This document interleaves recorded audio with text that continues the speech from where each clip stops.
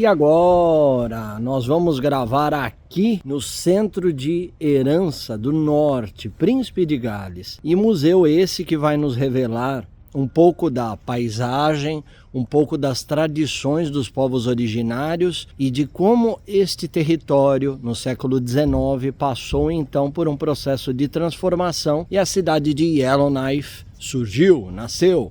Vem comigo acompanhar. Os Dene são povos indígenas que habitam vastas áreas do norte do Canadá há milhares de anos. Eles pertencem a um grande grupo linguístico conhecido como Athabascano, com comunidades distribuídas pelos atuais territórios do noroeste do Canadá, principalmente na região de Yukon e partes também do Alasca. O termo Dene significa simplesmente povo, aquele que pertence a um povo. Este mapa mostra rios, lagos e rotas sazonais usadas por este povo, fundamentais para a caça, a pesca e o deslocamento ao longo do ano. A organização que eles tinham nesse território não era fixa.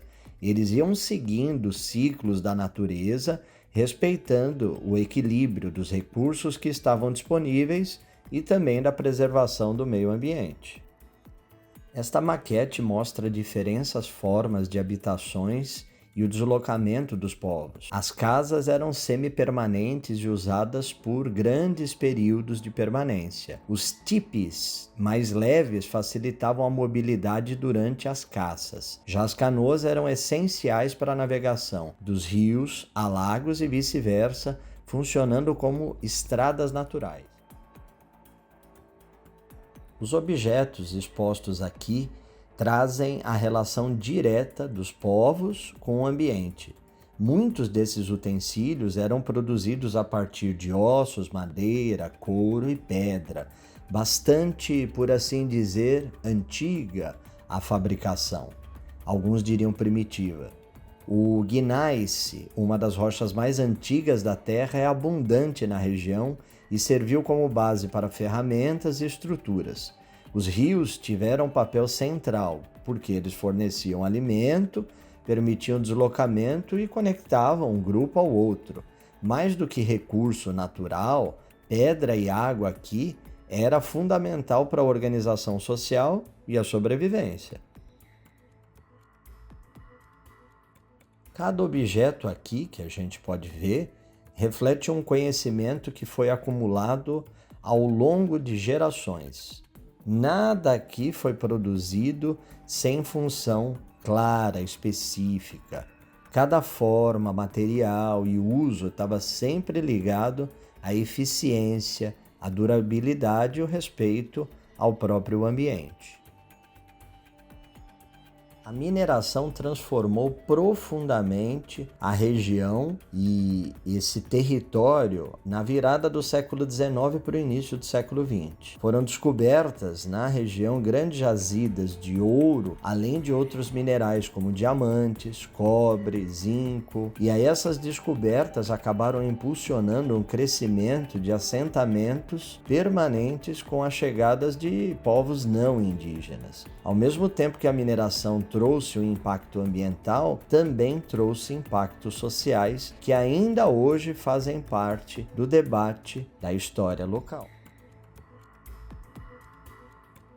O nome Yellowknife vem do uso tradicional de lâminas de cobre amarelado pelos próprios povos originais Dene. Os primeiros contatos com os europeus ocorreram por meio de comércio de peles, prática essa muito predominante em todo o território do Canadá. Esses encontros marcaram o início de profundas mudanças culturais e econômicas da região. O delta do Great Slave Lake é uma das áreas mais ricas em biodiversidade do norte do Canadá. Ele serve de habitat para inúmeras espécies de aves migratórias. Objetos encontrados aqui nessa região mostram como os povos podiam utilizar esses recursos de forma sustentável.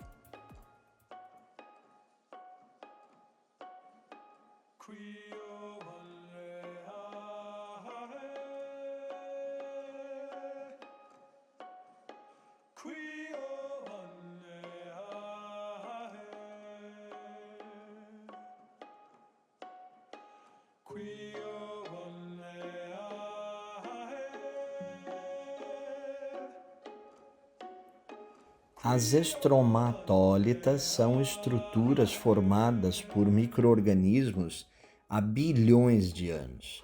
Elas representam algumas das evidências mais antigas de vida na Terra e ajudam a entender a evolução do nosso planeta. E aí a gente pode observar partes de representações desta vida de aproximadamente 2 bilhões de anos. O caribu é um dos animais mais importantes para os povos do norte. Ele fornecia alimento, vestimenta e, a partir da própria estrutura do animal, a criação de ferramentas, que além de ter forte valor simbólico, também tem valor espiritual.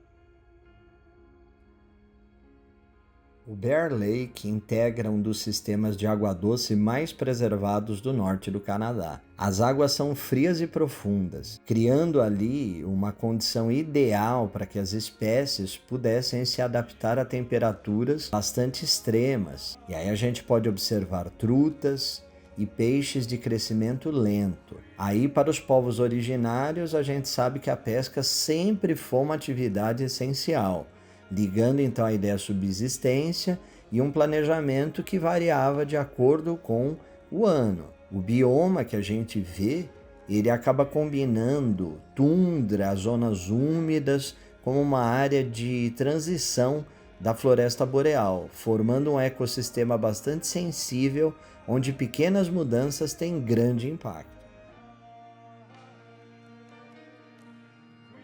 Os rituais de agradecimento tinham um papel central na organização social dos povos originários. Eles marcavam momentos bastante importantes, a caça, da pesca e das mudanças de estação. Esses rituais reforçavam a ideia de reciprocidade. A gente usar os recursos naturais era necessário também reconhecer e respeitar as forças que permitiram eles estarem disponíveis. Mais do que cerimônias simbólicas, estas funcionavam como um sistema cultural de equilíbrio bastante tênue daquilo que era proporcionado no local para aquilo que era utilizado.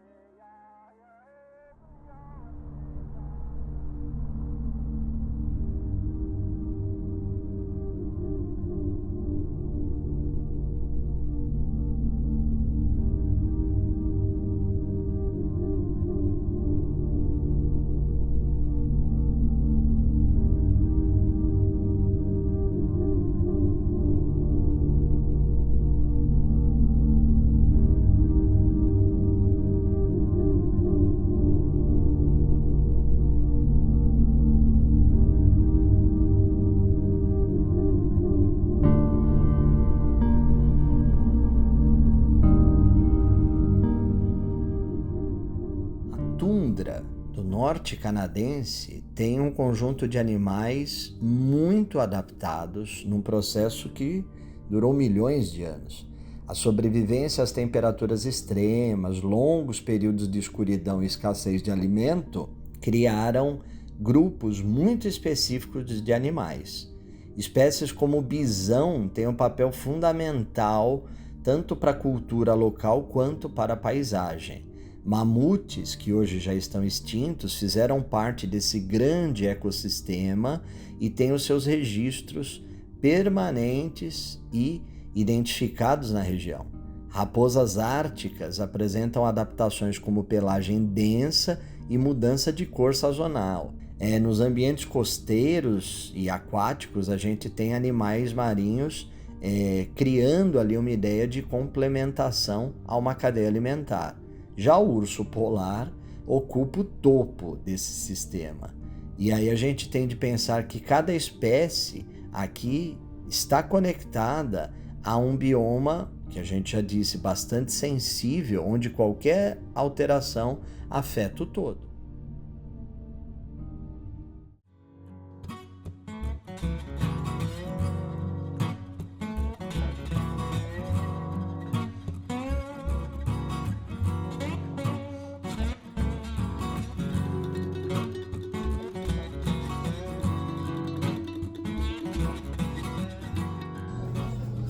Bom, pessoal, então para encerrar esse episódio, nós estamos aqui no Trader's Grill e aí nós vamos basicamente passar então por duas situações. Um primeiro prato lembrar a memória do gelo, da água, e um segundo prato lembrar a memória tanto dos povos originários quanto também daquele que quase foi extinto num processo histórico, que é o bisão. E aí hoje, né, eu tô meio podre. Ora chove, ora faz sol, gripe ou resfriado, seja qual for, é chato e ninguém quer ter. E aí um drink não alcoólico daqui a pouquinho, então a gente volta para falar um pouquinho a respeito dos pratos. É isso, ó. Nossa. Alcelora, aí ó. Mas tudo bem, é para o meu bem. E aí, para começar, nós temos aqui o alimento básico de todos os alimentos. Eu diria que a mãe dos alimentos, o pão. E aí o pão nos relembra a ideia da própria terra. E numa terra tão inóspita, numa terra com temperaturas tão extremas, em que se vestir para poder sair de casa é um grande ritual, os grãos que nascem em uma terra tão inóspita, tão extrema, lembram esse aspecto da própria vida. Se a gente pensar nas populações originárias, grãos nessa região, aqui, né, é muito difícil. Então, uma celebração aqui da vida com a ingestão de um alimento básico que lembra a própria vitalidade. É isso. Fermentação natural. Daqui a pouco o próximo prato. Então agora vamos ao primeiro prato. Eu tô sem microfone, enfim, eu não peguei o gimbal para viajar. Aí eu vou fazer uns malabarismos aqui. Aqui nós temos um carpaccio. Tudo bem que esse carpaccio tá um toletão, né? De truta do Ártico, né? É um chamado Arctic Char, mas é parente, vejam, do salmão, da truta, e vem da região do norte, né? Da região ártica. Aqui nós temos uma maionese com alcaparras, uma cebolinha roxa, um pãozinho aqui de fermentação natural, aqui uma saladinha, né?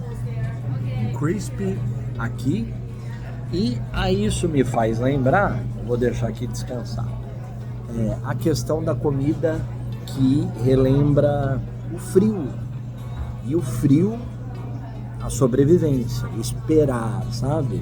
Ali você se comportar de tal forma a um compasso que respeita um tempo que não é seu, né? Porque as temperaturas extremas, elas revelam uma passada bem diferente, e eu já estive em locais de temperatura mais fria, só que não tão frio, por isso que eu fiquei meio podre, né? Deu aí um choque térmico, não sei, uma irritação braba. E aí isso nos relembra exatamente a ideia da fragilidade do ser humano e o alimento que traz essa ideia de uma lembrança de um ritmo diferente, né? E aí aqui então com o carpaccio, vamos olhar aqui na maionese, não sei se isso está aqui, deve ser produção local. Defumadinho, maravilhoso. Maionese, deixa eu ver. Boa combinação, né? Vou colocar aqui dentro do pãozinho. Vamos provar tudo junto? Acho melhor, não?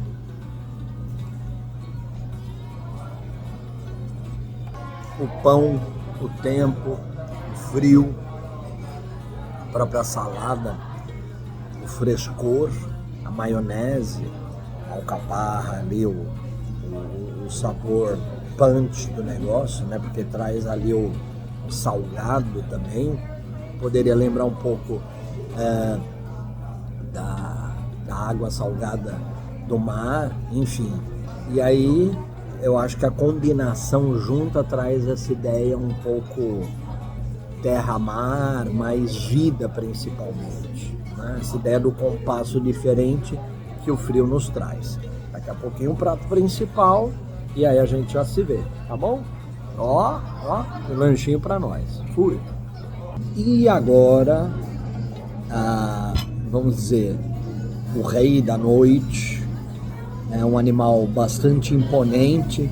Quando a gente pensa no processo de expansão do território do leste para o oeste norte-americano e canadense, este animal praticamente foi extinto. Estima-se que no território norte-americano, canadense eu não tenho os dados, mas dá pra gente imaginar. Milhões de animais se espalhavam pelo continente, dominando a paisagem e servindo de sustento para dezenas de milhares de nativos. Isso até que a matança planejada pelo homem branco quase o exterminou, assim como as culturas que o reverenciavam. Agora, passados mais de 100 anos, os nativos descendentes tentam aumentar a população da espécie e recuperar as antigas tradições de seus antepassados, reintegrando também o bisão à paisagem. Até o início do século XIX, era de aproximadamente 35 a 40 milhões de bisões no território, que é parente do búfalo, tá? E aí, com o processo de expansionismo, no século XIX até o início do XX, esses 35 a 40 milhões de bisões, eles ficaram reduzidos a praticamente 40 a 35 bisões no território nacional inteiro. Ou seja, impensável, né? De que maneira um animal que guiou caminhos em que as populações originárias dependiam muito da força desse animal, a caça do bisão e do búfalo era um evento sacrificial extremamente religioso, de respeito acima de qualquer coisa, e um animal então que foi quase extinto, aqui aparece então no prato. Nós temos aqui o bisão, tem aqui um purezinho de batata. Opa! Então temos aqui o bisão, aqui o purezinho de batata e vegetais, né? Batata de novo, aqui uma oh meu Deus, esqueci o nome, mas enfim, temos vegetais. E aqui o senhor do prato. Aí eu vou cortar pra gente experimentar. Opa! Aí eu vou cortar aqui pra experimentar então o senhor do prato. Então deixa eu ver. E aí, bora provar. Carne grande, né, de caça. Tem aqui uma gordura acentuada, haja visto a própria temperatura do território, né? Então, esse é um animal que guarda uma tradição, que guarda uma espiritualidade em relação às populações originárias e que guarda uma gordura lateralizada bastante grande e parte entremeada também por conta da própria temperatura. Então, espetacular. É uma carne mais acentuada, sim, tá? Por conta exatamente da criação, da vivência do próprio bichinho em um outro território, tá bom? Eu vou ver se vai guardar espaço, porque eu ainda tô meio viradinho para a sobremesa. Se não, eu volto aqui para fazer então o encerramento desse episódio, tá bom? Fiquem aí, volto daqui a pouquinho. Fui! Bem, como experiência geral, eu diria que ok. O prato talvez ali, eu apontei até pro maître algumas falhinhas, eu diria, algumas bem crassas, enfim. Mas como experiência, pensando a título do próprio canal História no Prato, pensar que o frio faz a gente esperar. O céu, observando a aurora boreal, né, para procurá-la, faz a gente observar mais atentamente. E o prato faz a gente lembrar. Então, eu acho que é um pouquinho sobre isso, a experiência que nos trouxe nesses 2 episódios a ideia da tentativa de um resgate de lembrança por meio desses ingredientes e a história local. Bem, então continuem aí conectados em mais essa temporada e ativem o sininho, observem aí as notificações, fiquem atentos e nos acompanhem numa próxima. É isso, fui e até lá!